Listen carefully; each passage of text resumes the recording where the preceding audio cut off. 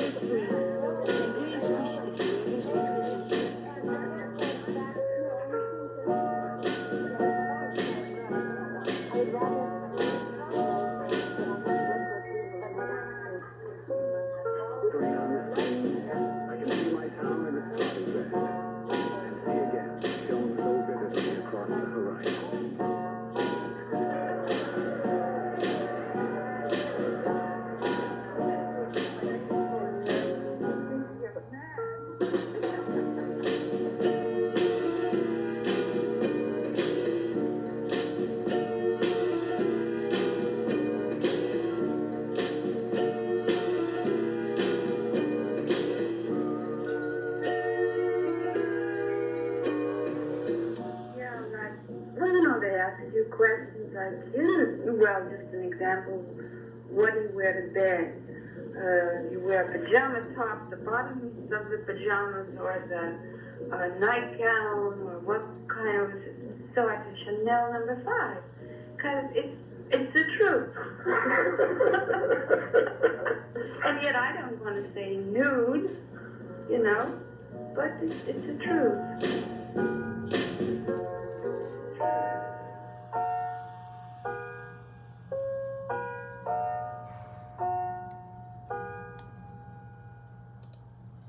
그래요. 이 향수에 관한 영원한 전설이죠. 샤넬이 그러나 이 향수를 아무렇게나 만드는 것이 아닙니다. 굉장히 노력을 해가지고 다른 사람이 그 향수에 아직 다른 회사에서 눈을 뜨고 있지 않을 적에 이 그라스라는 도시에 가가지고 온갖 연구 끝에 만드는 거예요. 그 영상을 먼저 보죠.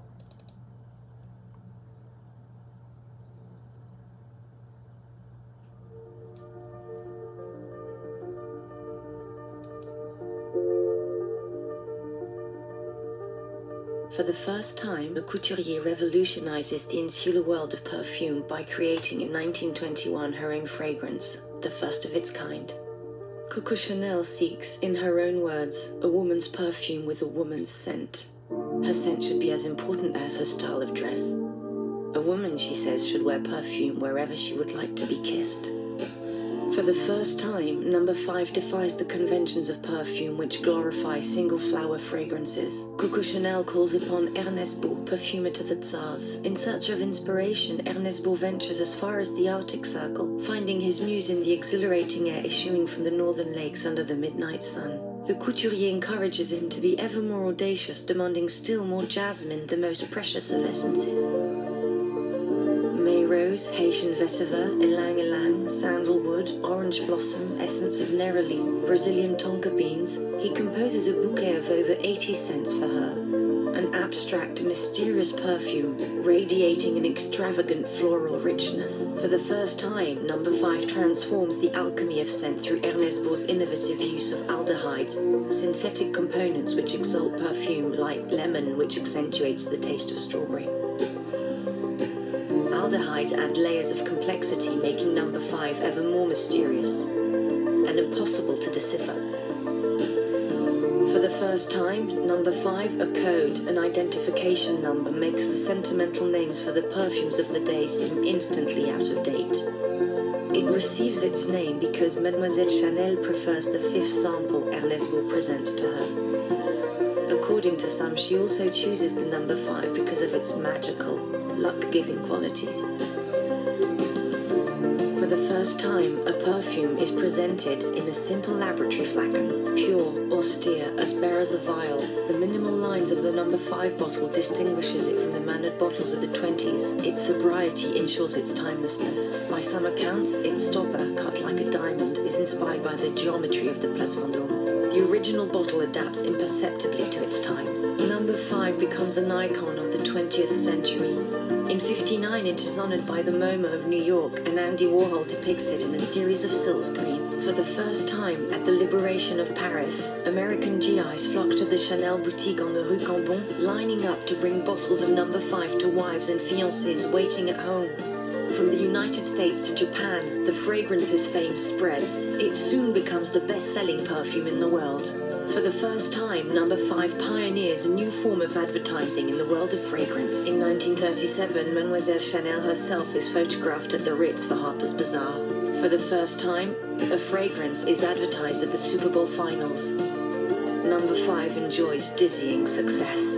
For the first time, number 5's place in history is secured when Marilyn Monroe, at the height of her stardom in 1952, reveals that she wears to bed just a few drops of number 5. So I'm Chanel number 5. For the first time, Jacques Ellul, artistic director of Chanel between 1965 and 2007, features celebrities as incarnations of the iconic perfume. In 1968, Catherine Deneuve agrees to lend her French beauty to number 5, followed by Candice Bergen, Susie Parker, Ali McGraw, Lauren Hutton, Carole Bouquet, Estella Warren, Nicole Kidman, Audrey Tautou. For the first time in the history of number 5, a man agrees to represent the most feminine of fragrances, Brad Pitt. For the first time, a perfume created in 1921 is still the best-selling and most famous fragrance in the world. Number 5 resists the whims of fashion and the passage of time, as if Mademoiselle Chanel had found the formula for the feminine eternal.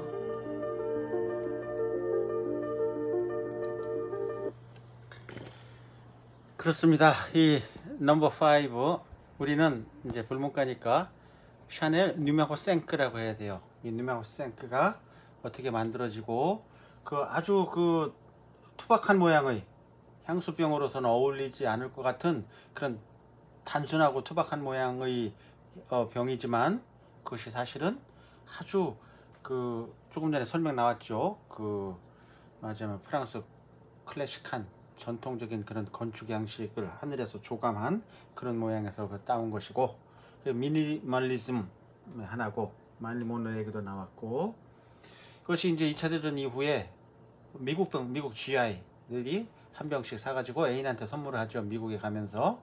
그래서 그 미국이 또 미국 군인들이 GI들이 그 유럽에도 주둔했지만 또 일본에 주둔하는 GI도 많잖아요. 그러니까 그 향수병을 일본에 전파했고 또 일본에서 우리나라 가까우니까 바로 우리나라한테도 그 넘버 5가 알려지게 되죠. 예. 아무튼 우리는 샤넬 누메로 생크라고 하기로 하고, 그러면 이 뭡니까? 향수를 만드는 회사가 샤넬 하나뿐이냐? 그렇진 않잖아요. 그렇진 않죠. 그 말하자면 세계 10대 향수 여자들에게 선물을 하기 위해서 남자들이 높이 평가하는 10대 향수 이런 말이에요.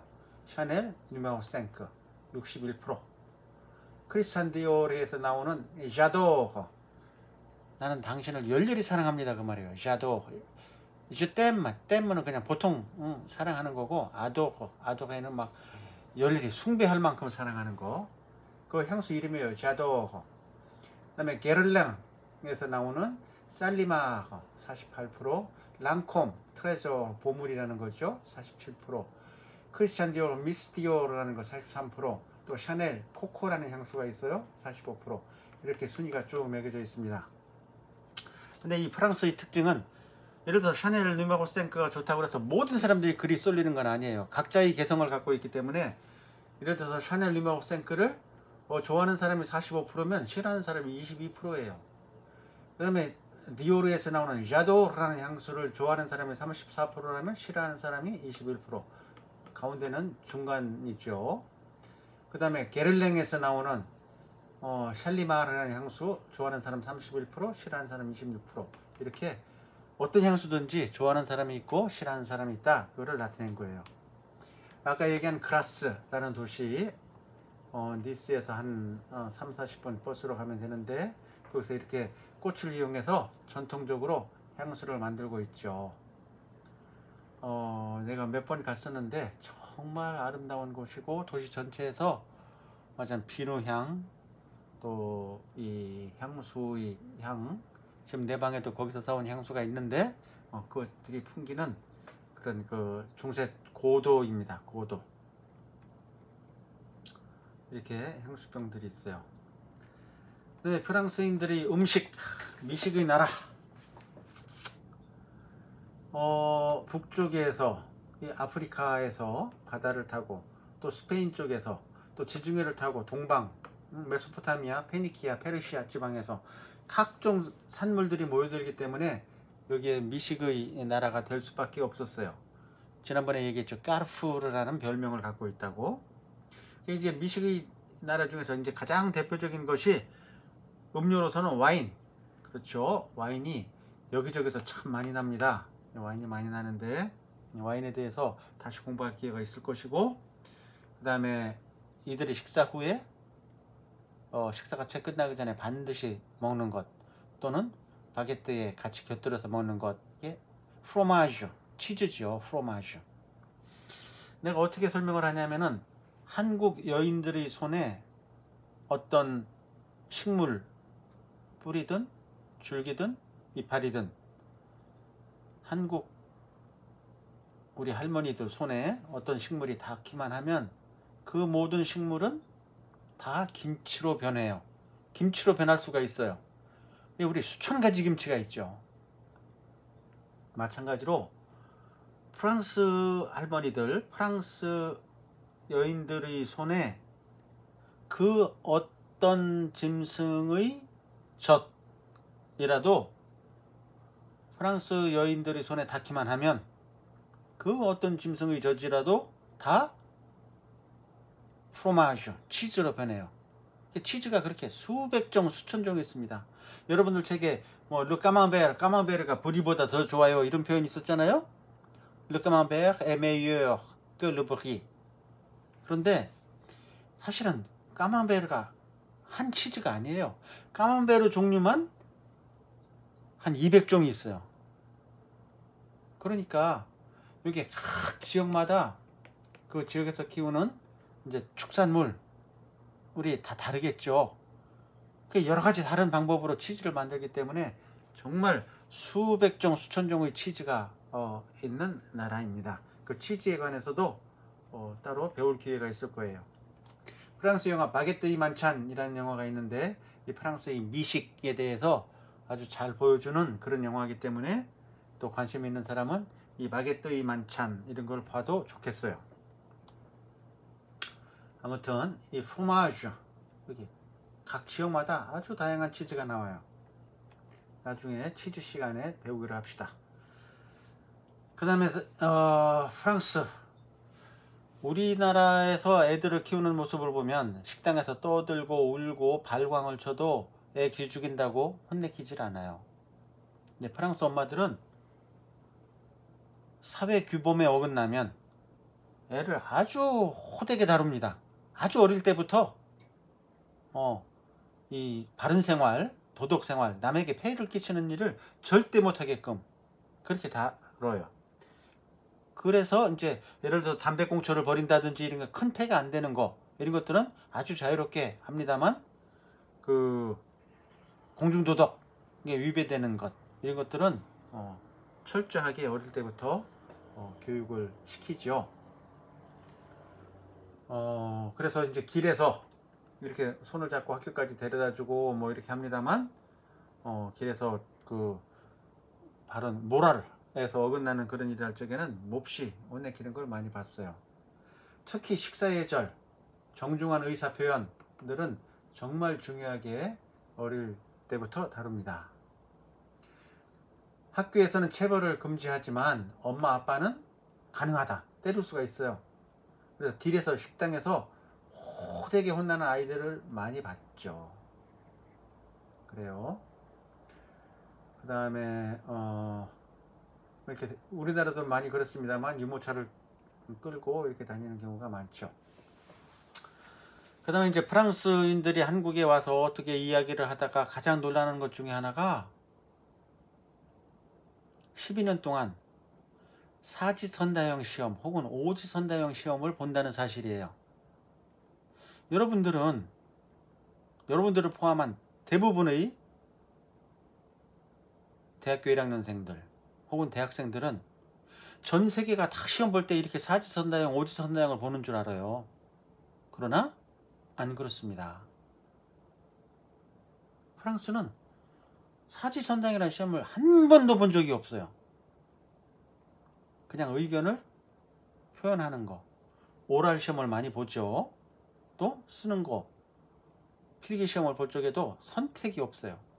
이 사지선다형의 문제점은 뭐냐면은, 또는 오지선다형의 문제점이 뭐냐면 반드시 그 중에 정답이 있다고 생각하는 거예요. 그러나 그렇지 않습니다.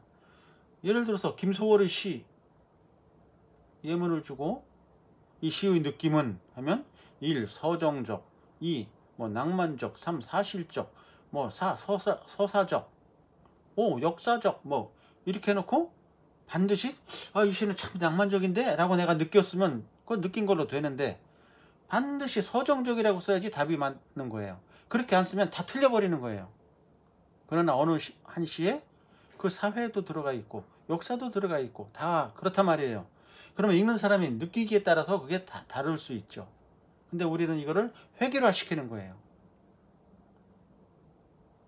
예를 들면 우리는 여러분들 1년 전에 수능을 봐가지고 지금 이제 대학에 왔습니다만 다 고르기잖아요. 우리 교육 문제점이 그거죠.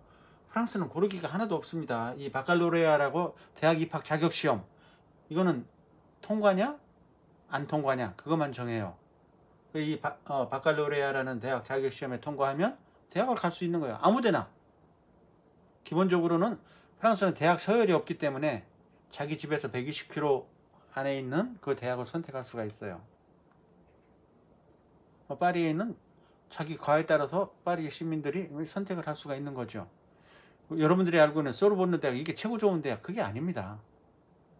거기는 약간 보수성이 강하고 진보적이 강한 파리 10대학, 언어학이 강한 파리 7대학, 이런 식으로 다 이게 달라요. 그러면 파리에 있는 대학보다 니스에 있는 대학, 뚜르에 있는 대학, 이게 나쁘냐? 그런 거 없어요. 물론 약간의 도시와 시골의 차이는 있겠죠. 근데 마치 우리나라에서 고등학교 우열을 그렇게 따집니까? 특수고등학교 과학고라든지 외고 이런 거 말고는 되게 안 따지죠. 중학교 따집니까? 이게 평준화됐기 때문에 그래요. 1968년에 프랑스는 그걸 평준화 시켰어요. 그리고 대학 입학 자격 시험, 이 바칼로레아라고 해서 여기 18년 통계가 나오는데 약 75만 명이 응시를 했어요. 우리나라는 요새 한 50만 명 하나요? 자꾸 줄어들죠. 35만으로 내려가고 막 이런데, 그 중에서 53%인 40만 명은 일반계 바칼로레아, 그리고 21% 15만 명은 기술계 바칼로레아, 그리고 4분의 1이 좀 넘는 26%는 직업계 바칼로레아. 이렇게 이게 다 달라요. 일반계, 실업계, 그 다음에 직접 직업으로 들어가는 바칼로레아. 여기 통계를 보면 최연소는 11살이었고 최고령은 76세가 응시했다고 그래요.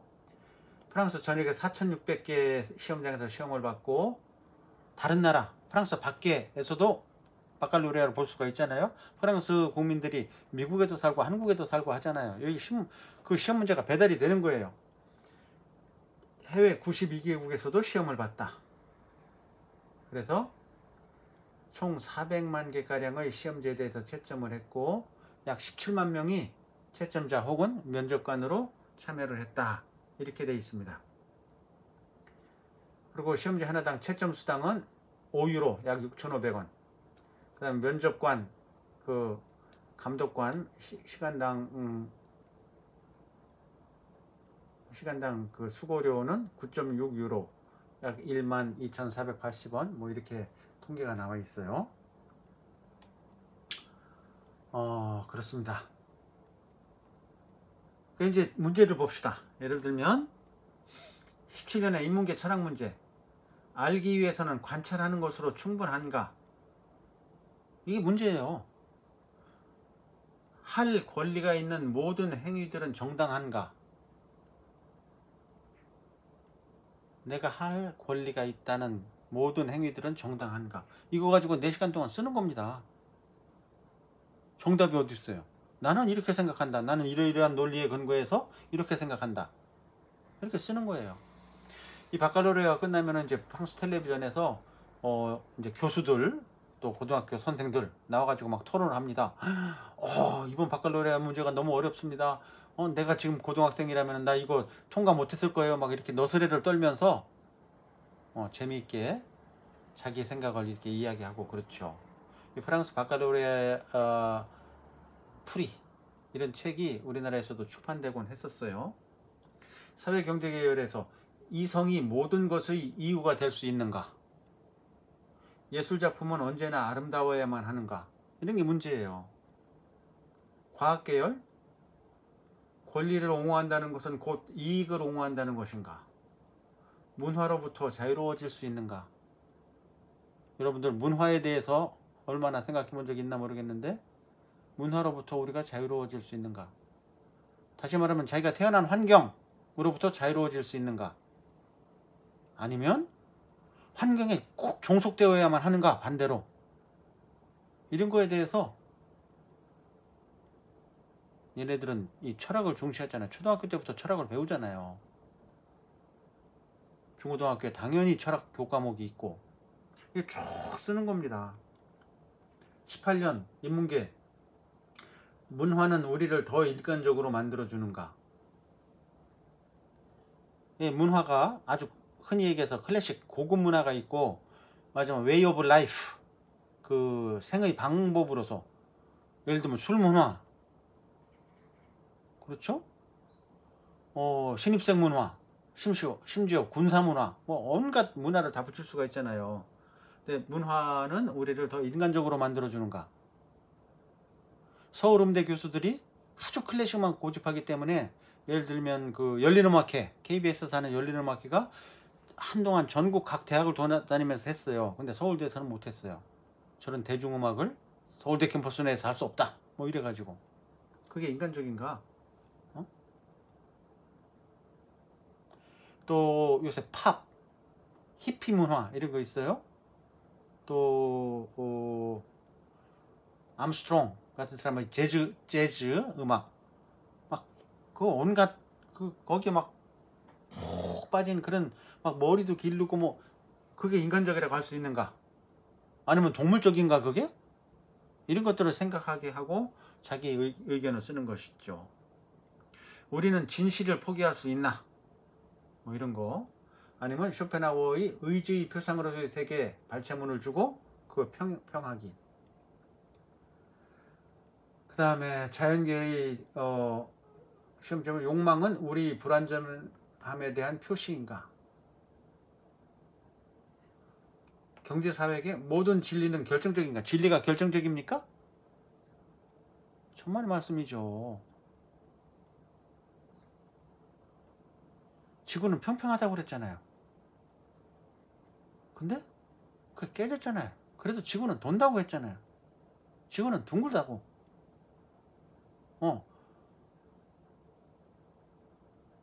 그 천동설, 지동설, 지구가 막 평평하다, 둥글다, 뭐 이런 얘기 알죠? 모든 진리라고 믿었던 것들이 다 깨질 수가 있고 바뀌죠.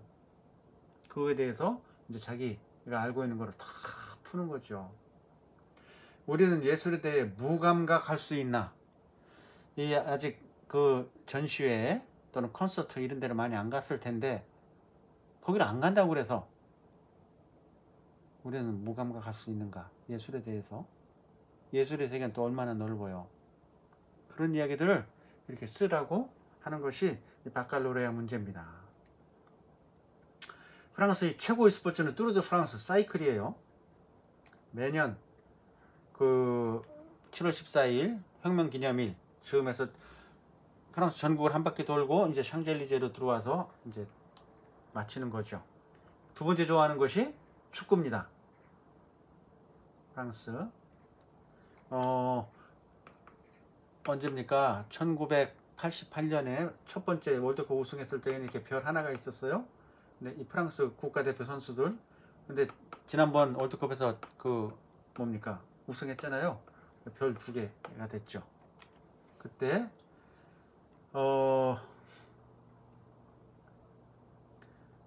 음바페, 그렇죠? 음바페. 그리고 마찬가지로 웨인 구단처럼 여러 다른 나라에서 와가지고 프랑스 국민이 된 그런 선수단이 그렇죠. 러시아 월드컵 프랑스 대표팀은 모두 23명이었는데 21명이 이민자 가정 출신이다. 아프리카계만 15명이었다. 그래서 아주 유명한 적이 있죠. 이 프랑스 하면 솔리다리테, 연대의식하고 똘레랑스예요. 이 연대의식과 똘레랑스가 프랑스의 기본 정신인데, 이것에 대해서는 그래서 국경 없는 의사회 같은 거 그 끊임없이 앞으로 여러분들이 4년 동안 혹은 6년 동안 8년 동안 동문과랑 다르게 불문과 학생으로서 머릿속에 반드시 집어넣어야 될 것은 연대의식과 똘레랑스가 뭔가, 이것에 대해서 공부를 해야 되는 겁니다. 일단 그 프랑스인이 3, 이것은 여기까지 하겠습니다. 이 뒷부분은 기회가 되면 더 조금씩 할 거예요. 오브아.